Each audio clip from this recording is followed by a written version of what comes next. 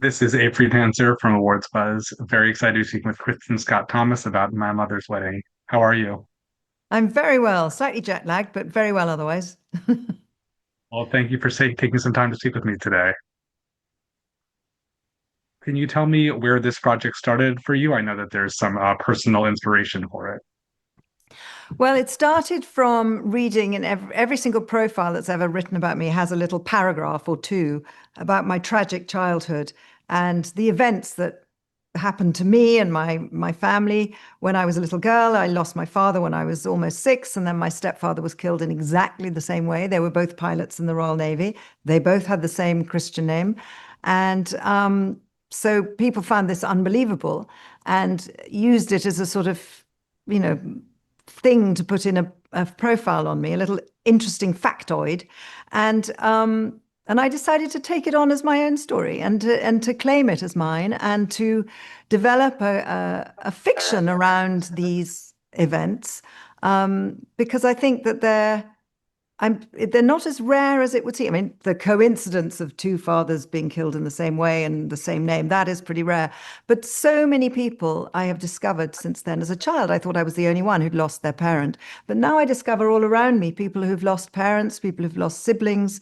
And it is childhood grief is something that can mark someone for a very long time. But you can have a happy end. You can come through it. And I think that that's what the character played by Scarlett Johansson is doing. She's sort of wrestling with this and trying not to let go of her memory of her father, but she's hanging on to it in such a way that it's stopping her from being able to have a fulfilled love life. And she's devoted herself to her career in her father's footsteps. And we see how this all comes through. How did you start building a family? What was important to you about the actresses who would play your daughters? Well, they just had to be very good actresses. Once I had Scarlett, and I'd always wanted Sienna to play that part. And actually, they were my dream cast. So I'd always loved Emily Beecham because she's just extraordinary. There's no one else like her. She's magical. Sienna is hilariously funny, and I really wanted to tap into that. And she knows what it's like to be an actress. And I thought, oh, she'll get it. She'll get the kind of the self she's very self-deprecating, and it's funny. And Scarlett is just a fabulous, multi-talented actress, who can just do anything. So I was very pleased when she agreed to be my daughter for the third time. Well, I saw this film almost 2 years ago at the Toronto International Oh Film yeah. Festival, and it had a different title then. It was North Star. When I first heard about this, I thought this was a different movie.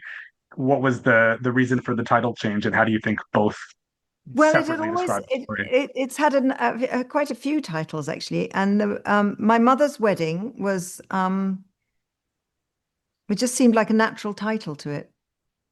So that's where it's landed. What's fun about the story is the fact that this is the mother's third wedding, and the daughters are all in what I like to call romantic disarray.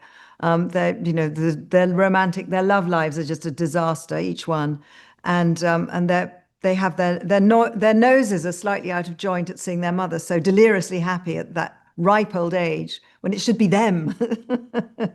And so I think that's a really nice situation to be in, because it's sort of, I mean, I don't think it's nice if you're in it, but I think it's great to watch as a sort of comedy. I wanted to make a comedy about a tragedy, really.